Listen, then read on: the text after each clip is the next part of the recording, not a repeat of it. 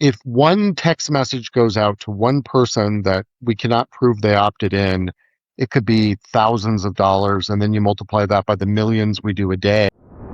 I'll just build my own robot because that's easy, right? When he comes back a year later, that handwritten note is often standing up on the piano. David Wachs, 20 years in marketing technology, 2 Inc. 500 companies. Spent the first 7 years building an SMS platform that literally invented the concept of customer relationship management on mobile. He sold it, and then he did the strangest thing. He started sending letters in real ink on real paper. So it's something completely different, and I think for small business owners, it'll help you find a point of difference in your marketing. So welcome, David, to the Jo Show. Thank you so much for having me, Joe. It's a pleasure. You spent 7 years building Sell It at first, sending a whole bunch of SMS messages, like millions a day, literally invented that concept of the mobile CRM. Why on earth did you walk away from that to send paper letters? Well, a couple things. Number one, quite frankly, I was getting a little bored.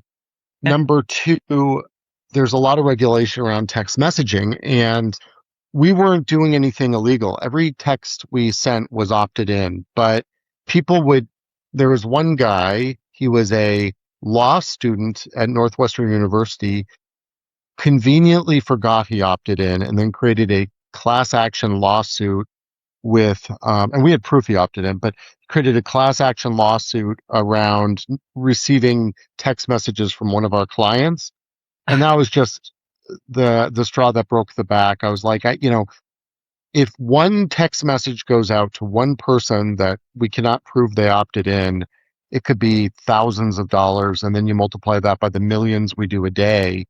It was just too much. It was crazy because at the time that I was doing that, there's a bank in the United States called Wells Fargo. It's a big bank. And they got in trouble for like signing people up to auto loans they never asked for. And some crazy, crazy stuff that was clearly horrible what they were doing and getting all these people in a lot of debt. And their fine was came out to $500 per incident of signing somebody up for a big loan they didn't ask for. Our fine for sending a single blip on your phone would have been double that times, No. and we were a small business, and I was just like, this is ridiculous. So I kind of pivoted out. On the flip side, also, I realized that while we were sending a million texts a day, every consumer felt like they were receiving a million texts a day. And then you add in the emails, you get, at the time, the average person would receive 135 emails. They'd spend about 24% of their time just managing their inbox. These are stats from 2014.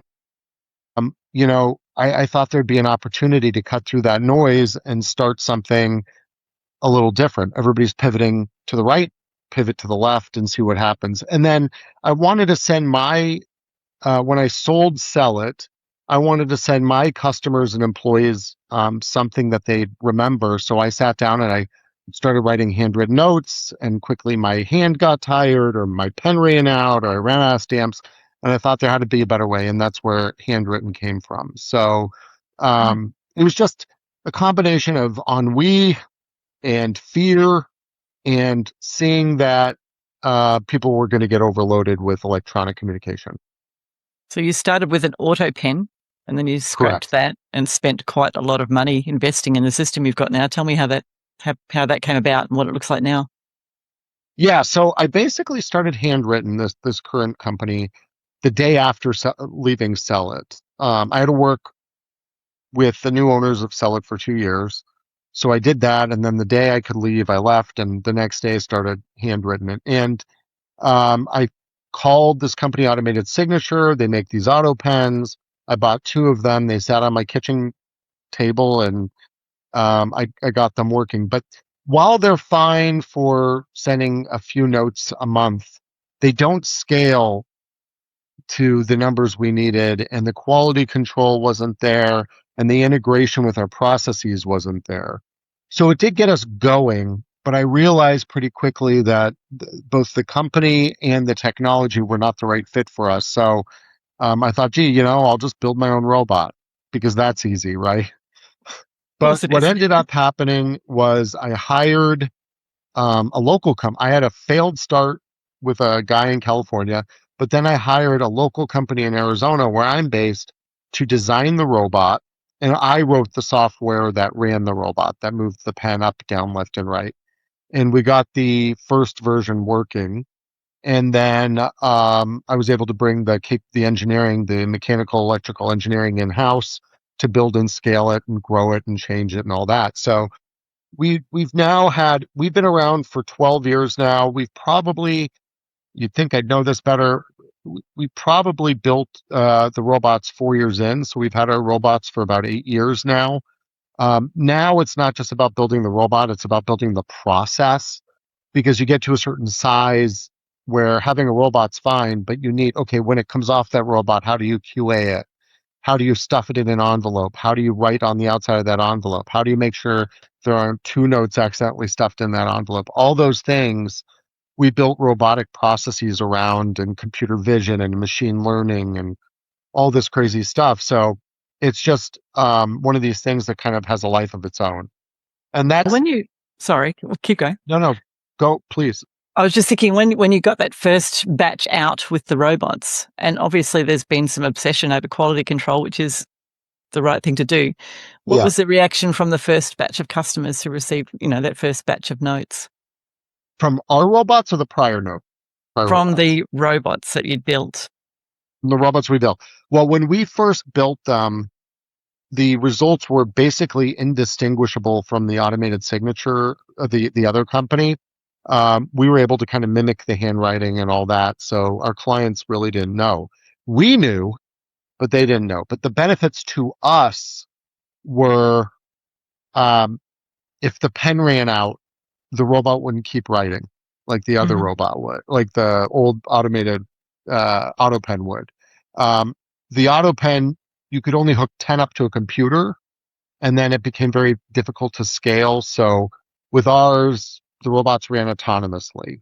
Uh, the Yeah, there was just a lot of benefits. Anytime I needed to create somebody's signature, I could just do it myself. I didn't have to send it to a company and pay them and wait for them. The cost to run our robots was substantially less than the auto pen cost. There's just a lot. And then as we took that design, we could then add our own handwriting styles and keep going from there. So now our handwriting styles are much more varied and unique and better. And it just provided a lot more flexibility right out of the bat. But our client probably day one didn't notice a difference. Mm. But and then it took us several years to kind of fix everything. Believe it or not, the hardest part of the whole process was designing a paper feed that worked. Um, Paper Unexpected. feeding is very difficult, especially feeding envelopes is very difficult. So that took us all the way until about a year and a half ago to figure out. And now we've nailed that as well. So we've kind of got that process fully flushed out. It only took us 6.5, 7 years. And designing real products is hard. I mean, I think it's easy for us all to sit there with our beer and come up with ideas, so somebody Yeah, should build this. But the actual, as you say, the unexpected aspects of what you're building, such as the paper feeder, taking so yeah, long, you don't think about those sorts of things. So past the actual tech setup and have it's a great illustration of, getting costs down in your own company and getting the systems right. What about the magic of the difference of somebody receiving a handwritten note, and why? Like the whole purpose of starting that. Obviously, you had the legal or the hassle with the texts, yeah, but from a customer's point of view, I see a lot of SMS marketing campaigns that come to me with new clients, and they're just rubbish. They're actually not making any money. They're doing it because they think they should. Someone told them they should run yeah, SMS yeah. And marketing, and that's they're happening in they're email losing too. money, Yeah, because people, as you say, are bombarded. So I'm actually not a big believer in that being the go-to, unless it yeah. suits the brand. So what sort of feedback have you seen from, people who receive the messages, and what's the difference from a small business owner's point of view in sending handwritten notes compared to just blasting text messages out? Well, we have a piano. This is my favorite example. We have a piano tuner, so it's a small company. They're only in your house once a year to tune your piano. After tuning your piano, he uses our system. He has an automation set up through Zapier or Make or something, but I think Zapier, to send a handwritten note out to you, thanking you for the opportunity to tune your piano. He then doesn't see you for a year. When he comes back a year later, that handwritten note is often standing up on the piano. So not only was it opened and read, it was put on display on the most prized possession in their home. The top of the piano is typically reserved for family photos and graduation announcements, not advertisements from vendors. So it's a very unique way of sending messages of thanks, or I recognize you, I know it's your birthday, happy holidays, those types of things. It's a very unique channel. I think Mm. as a society, global society, we are now a couple of things. Number one, I think we're sensory deprived. Everything is digital. So we're missing out on the tactile sense, and bringing back an additional sense, the sense of touch, is certainly useful. I also think as a culture, we're entitlement, we're incredibly entitled. And we think that, of course, everybody's going to use us. Why wouldn't they use us? So they never send a thank you note, a genuine thank you note. And what we do is we help you send that genuine thank you note at scale. And, the fact that you take the time to even think to send a thank you note is a lot more than the next person does. So I think those are the reasons why it can end up on the piano. But it's not just leaving a thank you, a thank you on a piano. We have car dealers that see a 27 times greater response rate to handwritten notes versus print. We have coupon, e-tailers that include a coupon code in their handwritten note that they send once a year that gets an 18% redemption rate, which is several times higher than most coupon codes they send.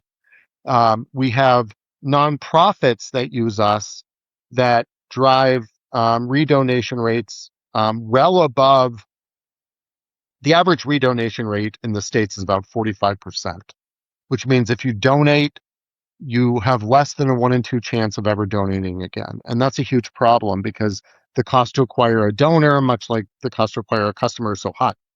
So when asked why donors don't redonate, the number one reason, according to this group called Impacts Research, is the donor doesn't feel thanked, or the donor wasn't thanked. I think that's what they say. The donor wasn't thanked. I think they probably were thanked. They probably got a letter, a printed donation receipt in the mail, or they got an email from Blackbot or whatever their donor management system is saying, hey, thanks for your donation. But there's a difference in being thanked and feeling thanked. And it's the feeling thanked that drives the action. So because we're helping people feel thanked, we're able to drastically improve donor retention rates. And that is huge for these nonprofits. You've Um, really touched on something there, David, with the feeling. yeah. Whenever I'm designing any marketing campaign, it's how do I want the person to feel at each step of the campaign, beyond any of the logic that comes later. That we buy on emotion and justify on logic later. So I think you've touched on something powerful, and you're actually giving me ideas for e-com businesses. I've read an example of a $1 billion fashion brand that uses Handwritten. Is that correct? Yeah, there's a few. Yeah. So without naming them, what's the workflow look like for them? Well, I don't know if it's the one you're talking about, but it is a luxury leather goods company, and like they'll sell, Italian purses and that type of stuff.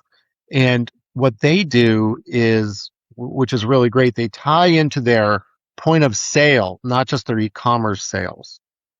So let me give you a tale of two fashion companies. One is a perfume brand. During, I guess it was probably during COVID because my kids were really small. My wife and I were pushing our kids through the mall, and we went into a department store, and they were selling this perfume brand.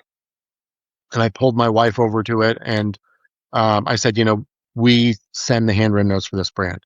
The store clerk came over and said, can I help you? And I said, well, no, we just send your handwritten notes for you. And she said, no, you don't. I have to write them myself.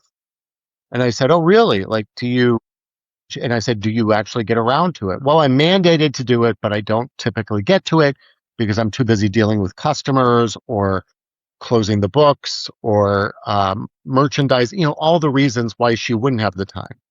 Well, it turned out we were sending the handwritten notes just for e-tail sales. So if Ah, you visited that brand's website and you bought something, you would receive the handwritten note. But if you walk in the store, you have a worse experience, a less personal experience, and you don't get that handwritten note, right?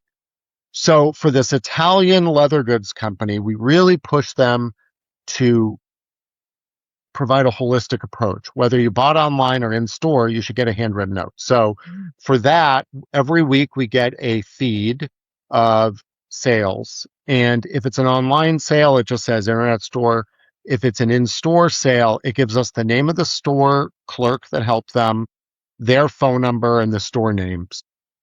You know, dear Joe, it was such a pleasure to help you purchase that lovely XYZ. Please let me know if there's any other ways I can help you. Signed, Sylvia Smith, her phone number, and the fact that she was working out of the Sydney, Australia store or whatever. All of, that holistic experience, I think is best of breed. it's a great example. You've got me thinking actually for even smaller e-commerce businesses, there might not be the big luxury one with lots of stores as well. But Yeah. even if they segment their VIP customers and over a certain number of orders or a certain order value, Yeah. automate a thank you card to them. Or as probably standard, you could pick up if you've got birthdays or something, you could be sending handwritten notes to celebrate the Yeah. customer's birthday. So some really good ideas there. How does it work out compared to if someone's listening to this and wondering whether they should do it, the cost of a handwritten note compared to sending a text? How does that compare? Well, texts are, I mean, you get what you pay for. Yes, true. A text is nearly free and a handwritten note is not. Our postage in the state, and we do mail internationally, but that might be a stretch to receive something with a a U.S. postmark in Australia Oh, or yeah, New good point. Zealand. Good point. So better for Um, US. yeah, in the U.S. and Canada, we have domestic postage. In the U.S., that postage is between 68 and 78 cents, depending on what type of postage you want. I won't get into that. And then in Canada, it's a little bit more. And then, like I said, we do international, but I don't know if that's the right use case. So just for the stamp, you're going to pay 20-fold what you're going to pay for a text message, 30-fold, 40-fold. So our average cost for a retailer is typically $1.29 for the card written, the envelope written and stuffed, and then the stamp. So you're looking at about $2 out the door. We do, for that use case you're talking about, we plug directly into Shopify. You could set up those rules very easily, send it on their first purchase, on their fifth purchase, whatever that is. And then we automatically handle it within Shopify without you having to do anything else. I think it's a Uh, really great idea. Like I'm very big on helping businesses save money with building in really intelligent AI systems and yeah, automating things, but to keep that human touch, even though it's an automated handwritten letter, which could sound a bit ironic, as you say, the tactile feel, the fact that the business took the time to arrange that and yeah, invested more than just blasting. I hate that term, an SMS blast, yeah. they We took the we time to be automate the different. Yeah, we automate the logistics, but we don't automate the intent. It's your intent to say thank you. And that's really the use case where this works the best is just simply saying thank you or happy birthday or happy holidays, whatever that is. You can include an offer code or something in there, and it's certainly worth trying, but it's really about the long tail of building an ongoing relationship with your customer. Mm. And that's, and doing that in a as sincere way as you can at scale I'm because thinking it's, even without a coupon code, just send the damn yeah. note. Just let it be what it Yeah, is. that's exactly it. Sometimes that's more refreshing, isn't it? That's what I call a full stop thank you, and that's really what Ah, I preach. Just say thank you. Don't yeah, ask, don't do anything else. Yeah, yeah. I mean that's really what kind of getting back to this entitlement culture. Everybody says, "Of course you're buying from me," but what they should be saying is, Joe, I recognize you could have bought from me. You could have bought from anybody on Amazon. You could have had it made on Alibaba.com. or you could have hired somebody on Upwork to build it for yourself. But instead, you went out of your way to choose me, and I'm very appreciative of that, right? Like Mm. people, we live in an area in a world of abundance, so the fact that somebody chose you is worth acknowledging, and I truly believe that. I'm actually really excited to think about this. I remember sending an email for a client. It was just on impulse. It was a Sunday afternoon, and I just sent it out. It was in the wellness space, and just told them they're beautiful. Just a bunch of women, and a Yeah, message that would mean something to them. And there was no call to action at all. There wasn't even a buy button, and it actually generated a lot of sales. Read it, went straight to the site, and I went, okay, well, there's something to remember. yeah, Just bringing that into a handwritten note with just a full stop, as you say, just an acknowledgement that they exist and you appreciate them is in itself so refreshing in this age of everything being transactional. Um, 100%. what are the mistakes that maybe you've seen people do when they start with sending handwritten notes through Handwritten that they should have done differently? Have you seen anything like that? Yeah, I think number one is over marketing it. To your point, you just keep it simple. Number two is writing too lengthy of a note. You know, you can now buy letters on a website instead of cards. They take a long time to write, so they're expensive, but they're also kind of missing the point. We live in a very short attention span economy or Mm. society, and people don't expect to receive. They're super surprised to receive 500 characters from you. They're a little annoyed maybe to receive 1,500 characters because that's a lot to read, to read a whole page when really what you're trying to say should be able to get distilled down to a simple card. So I'd say keep it simple. I'd say don't look for too short of an ROI return, meaning a time window. Mm. If you send somebody a handwritten note today, doesn't mean they're going to buy tomorrow, but it very well could mean they'll buy in a year, right? Hmm. Like you're building a long-term relationship with somebody, not a short-term transaction.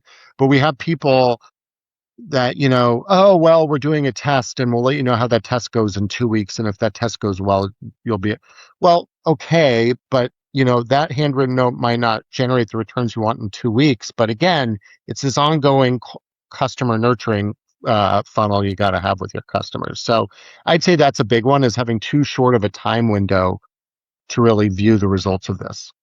True. I watched somebody build a coaching business. It was a money coaching business, and I watched them start, and I knew they were doing a good job, and I saw the results of the people buying that course. And it took me 9 years to buy that course. I was on that news email list for 9 years. So, Yeah. you know, Yeah. sometimes some It's a of us take a long, while to make up our mind for whatever yeah. reason. And it's really important just to remember that with people, not to get discouraged and just keep being around. Even just a business people start a business online and still think it's going to be internet magic money in the first 2 weeks. And I keep telling them that I you've got know. to be around for a couple of years before people really take you seriously as a business and realize that you're here for the long run. So just that consistency. So as you say, sending the note and not expecting a 2-week campaign result is really Yeah. important. I'm really interested in how people build businesses to suit who they are, your personality, your working style. How has this one served you? Like, how have you shaped this business to suit who you are? Yeah.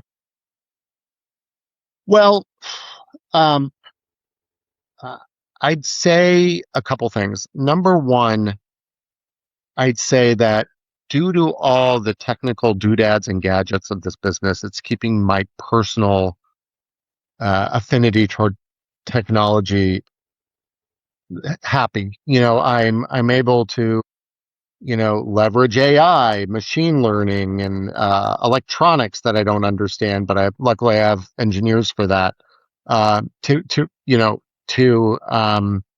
to kind of fill that need in my own nerdy background. I think one area I found with my last company, and it continues to be true with this company, is human development. Employee development is really very, very rewarding. Like watching somebody start in the mailroom and moving on. I had a woman at my last company, Angie, who prior to working at Sell It was an yoga instructor, and then she came to Sell It, and she became just an incredible account manager, and everybody loved her. And she managed Abercrombie and Fitch and Toys R Us and these big brands. And watching that development is incredibly rewarding. Mm. Um, where I have not found a lot of luck is extricating myself from the business, no matter what I'm just bad at that. And that's fully on me. I'm very lucky to have a tremendous team, a fully competent team.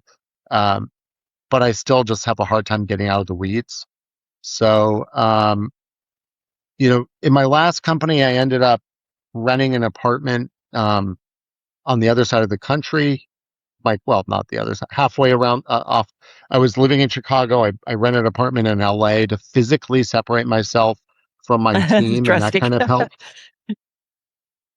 This time, I'm in Phoenix. I've got kids and a wife, and I'm not going anywhere. So I'm very compelled to be in the office all the time. And I need to, as I get older, I need to kind of pull that back and have a little bit more time with the kids. But I think if you enjoy it, it's not such a big deal as long as there's flexibility. If you've got a good team and yeah, you can take an afternoon off, then it does what it needs to yeah, do, doesn't it? It's only if you really want to sell a business, which you're obviously experienced at, that it needs to be able to run without you. yeah. I've been lucky one time for that. This company is not there yet. Yeah, but it's been fun. And this AI stuff that's happening is, we're a relatively small business and we're resource constrained. And then to have an employee, AI or Claude or Mm. whatever you want to call it, be able to do whatever you want is very exciting because it allows us to run other projects that we wouldn't be able to get to otherwise. So Mm. people are starting to see more features on Handwritten and stuff like that because it can just develop so fast. So that's been super rewarding to me too, just seeing these new features come to light faster and faster.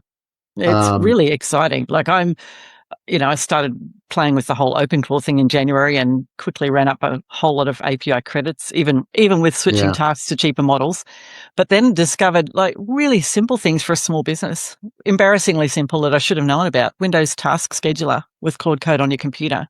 I was spending $1,000 even with an optimized OpenClaw setup, and I binned it and then kept the structure and rebuilt it with Claude Code on a machine that's big enough I run Quen for local things. I'm probably getting a bit techie here, but got the cost of what I had there down to $20 a month. So of course now I'm excited and building more. But what you can do to save a business overhead, and then Yeah. they can do more output for the same money. The employees can get their work done easier and obviously serve more clients or increase the volume of that Yeah. business without much extra cost at all is very exciting. I love it.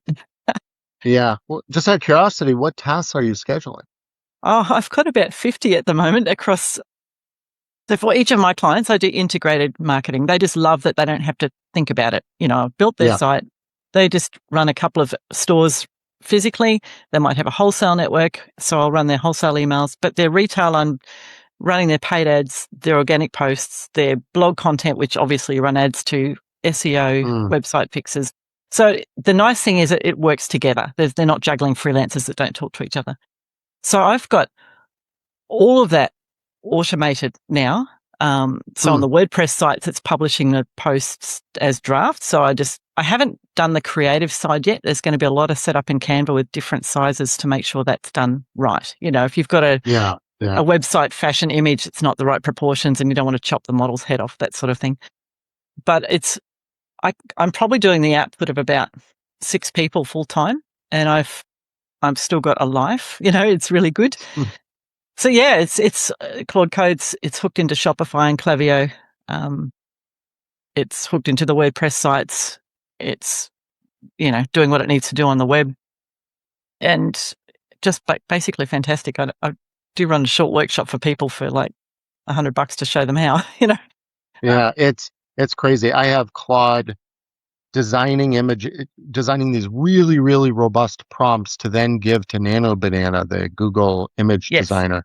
And it's yes, coming out with stuff that looks completely not AI. It just looks like yeah. It's good, isn't it? organic graphic design that really looks Yeah. good. It's amazing. It's The amazing. reason I don't do that yet is that my client's fashion, I have to get the print and the shape of the garment exactly right, and they don't stick with Hmm. it. Oh, yeah. Imagine is also very, very good just for generating, lifestyle images if the brand allows for that in the right setting. It's so human, it's freaky. Yeah, but there's a lot you can do for the tiniest. The big deal I've found is having very good constraints for quality, not just of writing in this brand voice, but also having like a gatekeeping section afterwards to go back and check the work once it's done. Did it stick to the rules? Because you'll Yeah, the give it the rules and draft. it won't. So no, Yeah. even the final output, once it's done, then do another pass. Did it go and stick to all of these rules? And that's really made the quality very good, Mm. Takes some maintenance, but anyway, I'm getting nerdy and off the track a little bit, I suppose. But No, that's interesting. yeah, there is so much that you can do. I've just got a few quick questions for you. Just off the top of your head, what's the most overrated marketing channel right now, in your opinion? Email. I just think everybody's keeping, blasting more and more and more emails, and people just don't have the time to read them. I could argue with you on that with the money we're making. That'd I be a know. good debate. You're right. If it's done badly, it's just such junk. But yes, if it's done well, I get it's so many. I can't read them, even if they're, yeah. So yeah. that's What's just the me. most underrated? I guess you're going to say handwritten notes. Well, yeah, I'd say handwritten notes. I'd say, maybe anytime you can get in front of a client. So honestly, picking up the phone and calling is underrated. And this generation, at least in the States, doesn't want to do it. I have sales teams that I'm like, pick up the phone and call, and they'll do it if you hold a gun to their head, but that's about it. So, yeah, I'd say phone calls and emails, or sorry, phone calls and handwritten notes. Yeah, I'm about to actually door knock our local business community tomorrow because I know that when I run ads for AI, they'll go, "Oh, that's evil! It's going to kill us." Right. So Yep. I'm going to go and have a chat to them and see if I can help them realize what they're missing out on. Yep. Yeah. So if you think about the version of David running Sell It and the version of David running Handwritten, what advice would you give to that version of David, knowing what you do now? Work out every day, because I have Yes. I have a fiery temper, and I find working out evens me out at work. I don't have that temper. Now, I don't know why. I don't know if it's the working out or if it's being totally exhausted because you wake up at, 5 a.m. to go to the gym and then you go to work. I don't know which one of them is the reason why I'm not fiery at the office, but whatever it is, it's working. That's Maybe excellent. that with the ashwagandha. Who knows? Oh, some cortisol. That's brilliant. Yeah. Okay. And finish this sentence. The marketing channel in the next 10 years is the best one, is going to be the one that. Was unautomated. Interesting. Yeah, David Wachs, thank you so I much for your think, time. yeah, thank you. Thank you so much.